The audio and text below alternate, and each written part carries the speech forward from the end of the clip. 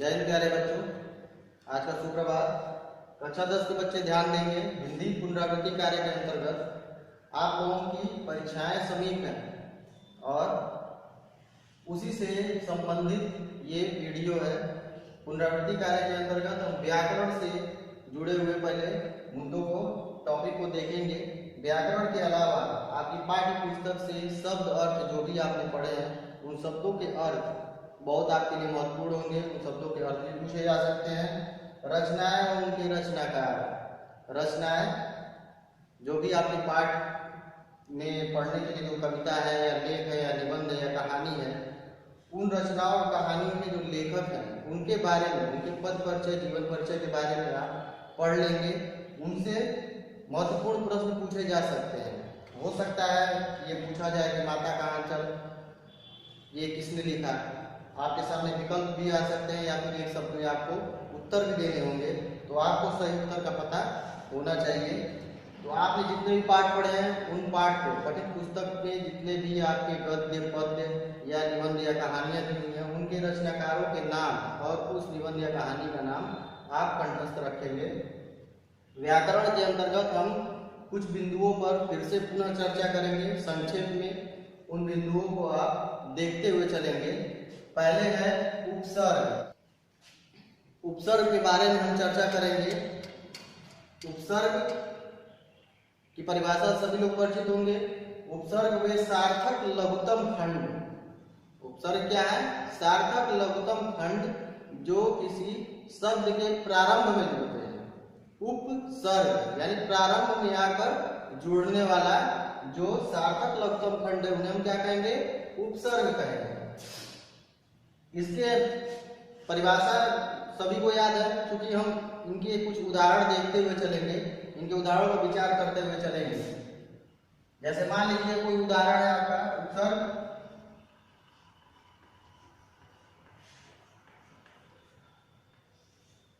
अत्याचार ये शब्द है। आपके समक्ष ये शब्द दिया जाएगा। इसमें पूछा जा सकता है कि इसमें कौन सा उपसर्ग है। आपके समक्ष विकल्प दिया है। विकल्प में कुछ विकल्प गलत भी होंगे, एक विकल्प सिर्फ सही होगा। उस सही विकल्प का भी आपको चयन करना होगा। या फिर एक शब्द में भी अगर आपके समक्ष ये प्रश्न आता है कि सिर्फ एक शब्द में आप इसका उत्तर दें, तो अत्याचार में किस उपसर्ग के योग से अत्याचार बना है, तो यहाँ पे हो जाएगा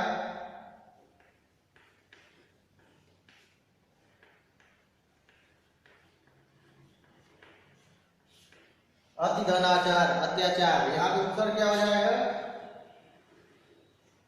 अति। इसी प्रकार आपके समक्ष उदाहरण दिए जा सकते हैं। उपसर्ग की परिभाषा पूछी जा सकती है। उनके उदाहरणों को देने के पश्चात उनमें उपसर्ग या मूल शब्द, जिसे मैंने अंडरलाइन किया है, ये उपसर्ग है और ये क्या है? ये आपका मूल शब्द है। उपसर्ग या मूल शब्द। उपसर्ग और मूल शब्द के योग से आपसे नए शब्दों का निर्माण होता है। तो इससे रिलेटेड क्वेश्चन, प्रश्न पूछे जा सकते हैं परीक्षा में। प्रत्यय। उपसर्ग से हम थोड़ा सा आगे बढ़ते हैं उसी खंड में प्रत्यय के बारे में। वे सार्थक लघुत्तम खंड जो शब्द यानी मूल शब्द के पश्चात पीछे आकर लगते हैं या जुड़ते हैं उन्हें हम क्या कहते हैं? प्रत्यय। प्रतिधन अय, पश्चात आने वाला, यानी किसी मूल शब्द के पश्चात आने वाला या आकर जुड़ने वाला जो सार्थक लघुत्तम खंड है उसे हम प्रत्यय कहेंगे। ऐसे इसका उदाहरण ले लीजिए।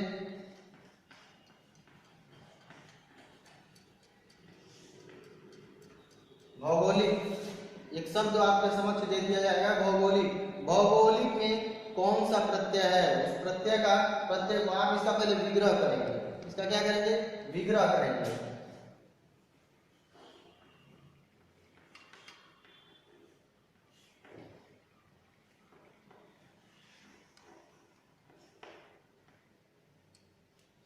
भूगोल प्लस इक, भूगोल धन इक, तो यहाँ पे प्रत्यय क्या हो जाएगा?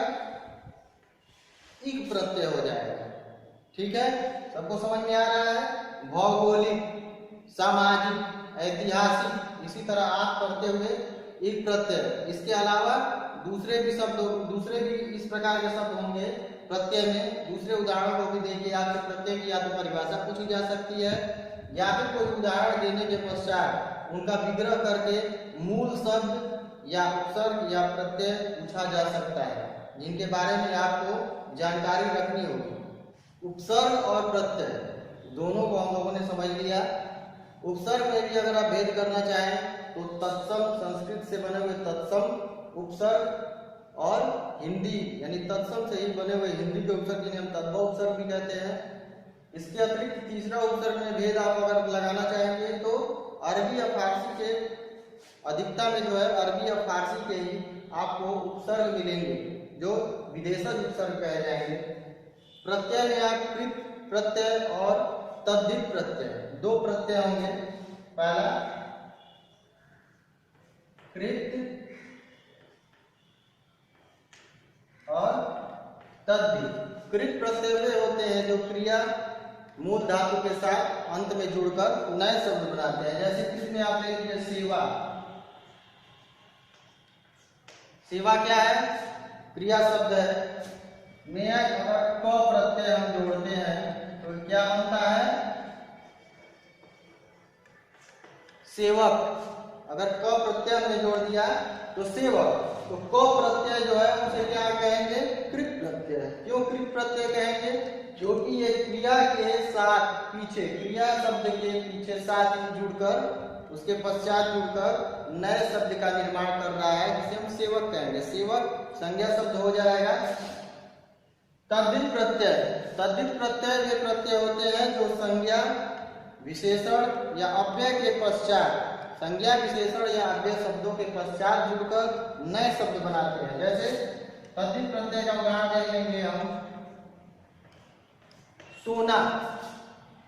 अभी मैंने कहा कि तद्धित प्रत्यय वे प्रत्यय होते हैं जो संज्ञा विशेषण और अव्यय के पश्चात जुड़ते हैं। तो सोना यहाँ पे क्या है? संज्ञा का उदाहरण है। कौन सी संज्ञा? द्रव्यवाचक संज्ञा। सोना के साथ अगर हम र प्रत्यय को जोड़ते हैं तो क्या बन जाएगा?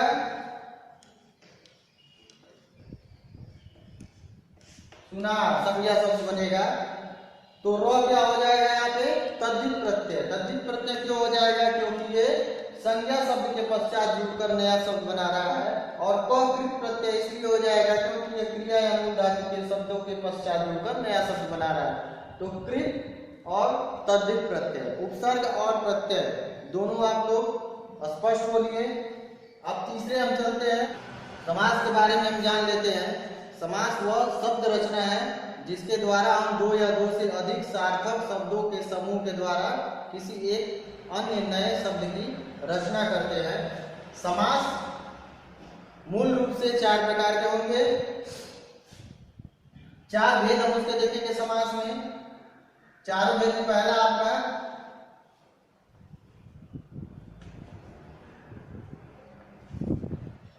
तत्पुरुष,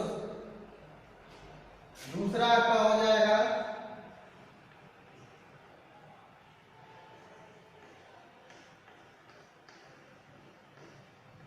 बहुव्रीहि, तीसरा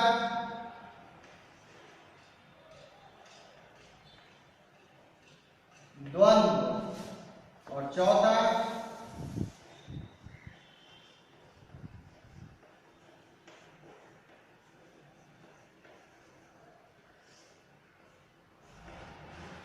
का व्यय भाव।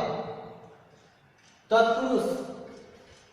तत्पुरुष में जो है आप जो समस्त पद होता है उसका जब हम विग्रह करते हैं तो हमें कारक चिन्ह मिलते हैं। यानी इसमें तत्पुरुष में आप क्या पाएंगे? कारक चिन्हों का लोप होता है। तत्पुरुष में क्या होता है? कारक चिन्हों का लोप पाया जाता है। जो द्वितीय तत्पुरुष यानी कर्म तत्पुरुष से प्रारंभ होकर इसके अलग अलग कारकों के आधार पर तत्पुरुष के भी अलग अलग चरण में भेद है। उतने विभक्ति के तत्पुरुष आपको मिलेंगे। तत्पुरुष में आपके दो भेद मिलेंगे। तत्पुरुष का पहले हम उदाहरण समझ लेते हैं। राजपुत्र।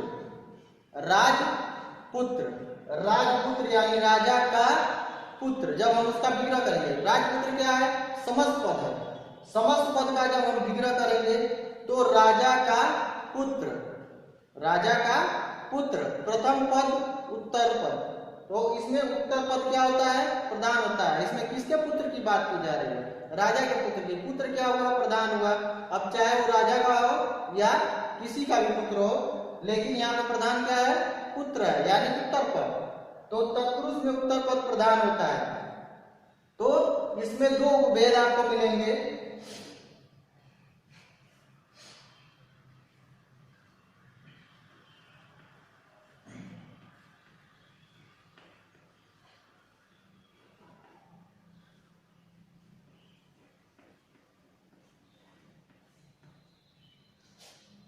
तत्पुरुष आप लोग समझ लिए। तत्पुरुष का उदाहरण भी आप लोग देख चुके हैं। राजा का पुत्र यानी राजपुत्र, इसमें संबंध तत्पुरुष है।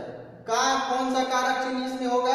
संबंध। का, के, की, रा, रे, री, इस तरह के जो कारक चिन्हों का जब लोप होता है संबंध में, तो तत्पुरुष संबंध तत्पुरुष हो जाएगा। कब उसका पहला आप उदाहरण भेद देखेंगे? कर्मधारय। कर्मधारय समास तत्पुरुष का पहला उपभेद है। कर्मधारय में उत्तर पद और प्रथम पद, इसमें भी उत्तर पद प्रधान होता है। तत्पुरुष में भी उत्तर पद प्रधान होता है, कर्मधारय में भी उत्तर पद प्रधान होता है, और द्विगु में भी उत्तर पद प्रधान होता है। इसलिए इनको एक समूह में रखा गया है, क्योंकि इन तीनों में उत्तर पद प्रधान होता है, प्रथम पद गौण होता है। तो प्रथम पद और उत्तर पद के आधार पे, उत्तर पद अगर हम पूछता है कि उत्तर पद के आधार, उत्तर पद किस समास में प्रधान होता है, तो आप लिख देंगे तत्पुरुष, कर्मधारय, द्विगु। ये तीनों ऑप्शन आपके सामने आते हैं, तो तीनों विकल्प सही हैं। जिन समास में उत्तर पद प्रधान होता है वहां तत्पुरुष, कर्मधारय, द्विगु होता है। तत्पुरुष में आपका कारक चिन्हों का लोप होता है समस्त पद में। कर्मधारय में आपका उत्तर पद और प्रथम पद के बीच में विशेषण विशेष और उपमेय उपमान का संबंध होता है। जैसे कर्मधारय में आप विशेषण और विशेष्य का कोई एग्जाम्पल देखते हैं, जैसे नीलकंठ। नीलकंठ, नील आपका विशेषण, नीला है जो कंठ, नीला है जो कंठ यानी गला, तो नीला है जो गला, नीलकंठ। नीला विशेषण हो जाएगा। कंठ जिसकी उपमा नीले से दी जा रही है वो आपका विशेष्य हो जाएगा। यहाँ विशेषण विशेष संबंध इसमें कर्मधारय पढ़े जाते हैं। उपमेय उपमान संबंध घनश्याम, उसका उदाहरण क्या हो जाएगा? घनश्याम मान लीजिए, घन के समान श्याम है जो, घन के समान काला है जो। द्विगु में भी उत्तर पद प्रधान होता है, लेकिन प्रथम पद क्या होता है? संख्यावाचक होता है। जैसे द्विगु में पहला पद संख्यावाची, सप्त, सिंधु, तिराहा, चौराहा, चारपाई।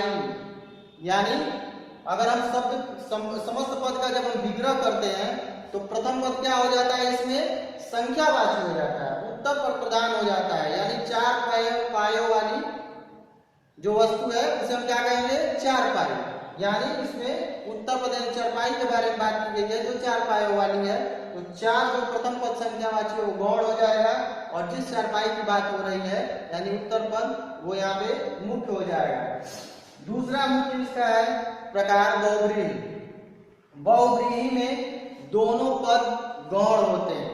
समस्त पद का जो आप विग्रह करते हैं, प्रथम पद और उत्तर पद, ये दोनों पद गौण होते हैं। इसमें दोनों पद कोई प्रधान नहीं होता है, इसमें कोई तीसरा अन्य प्रधान होता है। जैसे मान लीजिए इसका उदाहरण हम देखते हैं,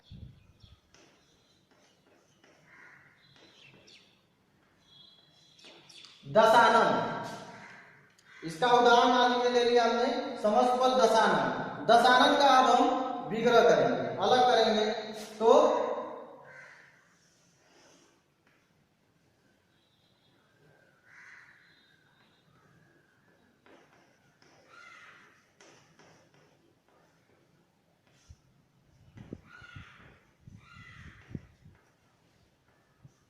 दस है आनंद जिसके, इसका हमने विग्रह कर दिया, 10 है आनंद जिसके। लेकिन ये पूरा विग्रह किसकी तरफ इशारा कर रहा है, संकेत कर रहा है?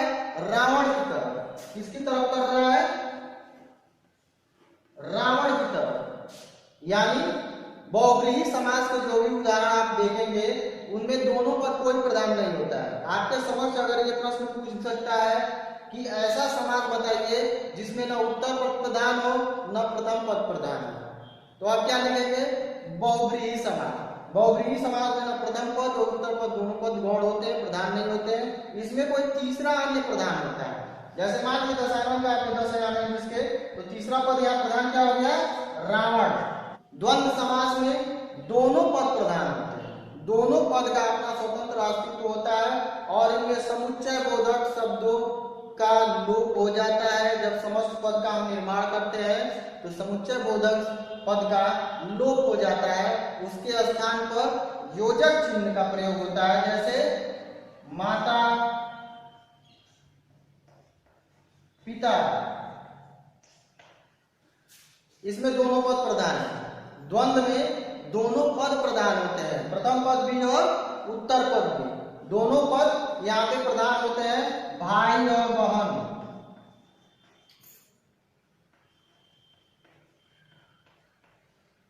यहाँ पे समुच्चय बोधक शब्द का लोप हुआ है, माता और पिता, भाई और बहन, तो यहाँ पे और के स्थान पे हम योजक चिन्ह,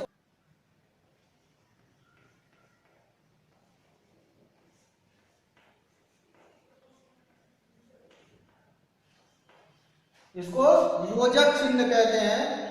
ये इस समास के पहचान का एक आपके पास सबसे आसान तरीका है कि इस तरह के योजक चिन्ह जिन समस्त पद में दिए हो, अगर पूछता है कि ये जो उदाहरण दिया हुआ है ये किस समास का है, तो आप बेझिझक द्वंद्व समास पे उसको सही टिक लगा सकते हैं, क्योंकि योजक चिन्ह वाले जो भी समस्त पद आपके सामने आएंगे वो द्वंद्व समास के होंगे।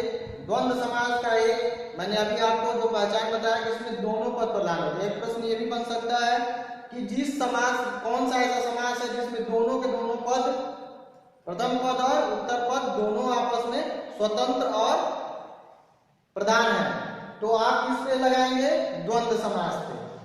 चौथा आपका है अव्ययी भाव। इसमें प्रथम पद क्या होता है? इसमें भी समस्त पद का जब हम विग्रह करते हैं तो प्रथम पद और उत्तर पद, प्रथम पद इसमें क्या होता है? अव्यय होता है। इसकी पहचान ये है, यथा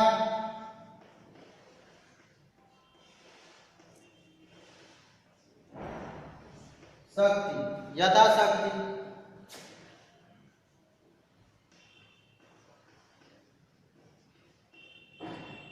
प्रतिदिन, आजीवन,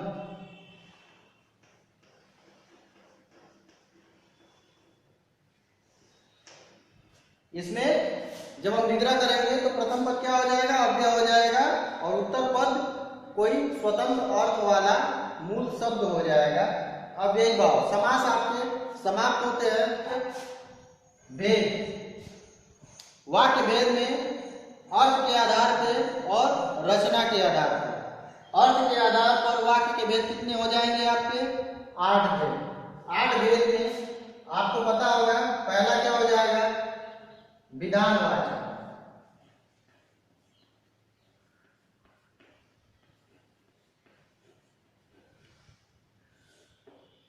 दूसरा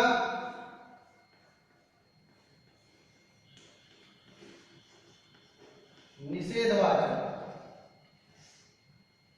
तीसरा प्रश्नवाचक। चौथा आज्ञावाचक।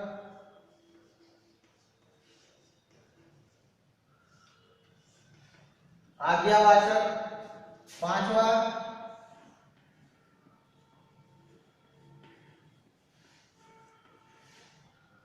इच्छावाचक।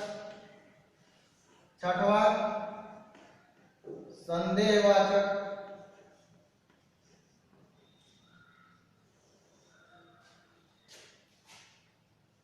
सातवां संकेतवाचक।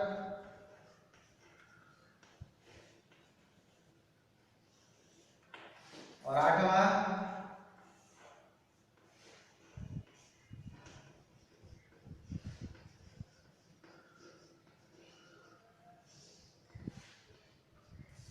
आठवां आपका विस्मयवाचक, अर्थ के आधार पे। ये किसके आधार पे है?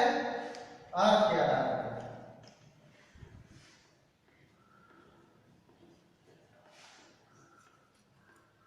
अर्थ के आधार पर आपका विधानवाचक, असर्टिव सेंटेंस, निषेधवाचक, निगेटिव, प्रश्नवाचक, इंट्रोगेटिव, ये सभी को पता होगा।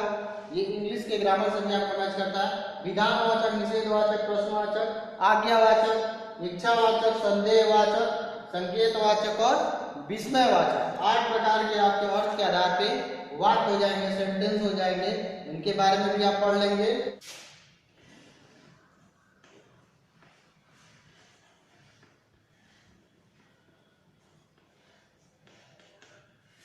रचना के आधार पर वाक्य भेद में आपका पहला हो जाएगा सरल वाक्य।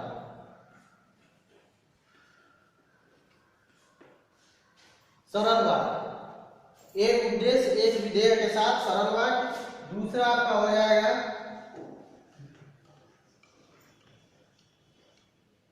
संयुक्त वाक्य। दूसरा आपका हो जाएगा संयुक्त वाक्य। इसमें समुच्चय बोधक शब्दों का प्रयोग आपको मिलेगा, जिसमें समानाधिकरण समुच्चय बोधक, व्यधिकरण समुच्चय बोधक शब्द आपको मिलेंगे। तीसरा आपका हो जाएगा मिश्रित वाक्य।